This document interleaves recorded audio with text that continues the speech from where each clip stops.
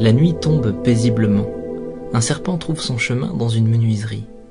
Alors que les ondulations de son corps parcourent le sol, il se coupe contre la lame tranchante d'une scie.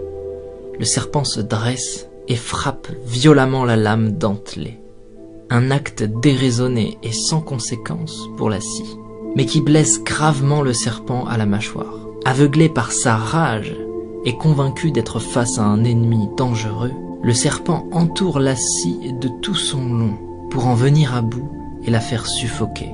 Une nouvelle attaque sans incidence sur l'ennemi, un ennemi pourtant sans conscience, vainqueur malgré lui d'un combat sans adversaire. Le serpent se tue lui-même sous l'effet de sa propre étreinte contre une lame aiguisée et apathique. Ignorant, le serpent est mort dans un combat contre lui-même, tué par sa propre colère. Le message est fort ici. Souvent, lorsque nous réagissons sous l'effet de la colère, nous pensons que les autres nous ont blessés, qu'ils ont agi sciemment, et nous réagissons au quart de tour alors que ce n'est pas nécessaire. Nous cultivons de la rancœur et du ressentiment. Parfois même nous espérons la souffrance d'une autre personne. Mais en faisant cela, nous ne faisons que nous couper avec la lame de notre propre rage.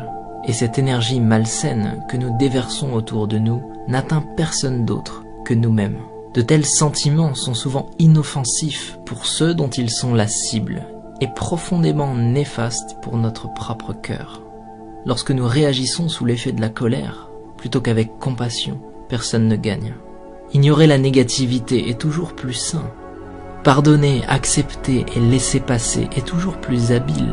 Se concentrer sur la création plutôt que sur la destruction est toujours plus sage. Et il est plus noble de bâtir la vie que nous voulons, plutôt que de chercher à détruire celle que nous ne voulons pas.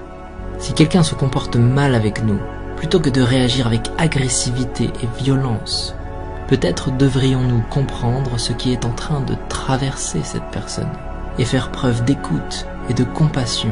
Peut-être que sa journée est difficile. Peut-être que toutes ces journées sont difficiles.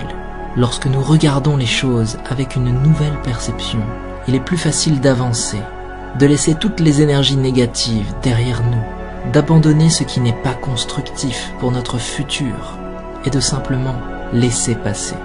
Nous devrions avancer avant que la colère nous consume et nous détruise comme le serpent.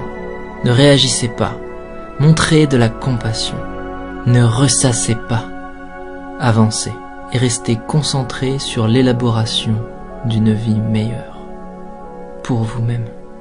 Ainsi s'exprime la métaphore du serpent et de la scie. Une petite histoire facile à raconter et que tout le monde peut s'approprier.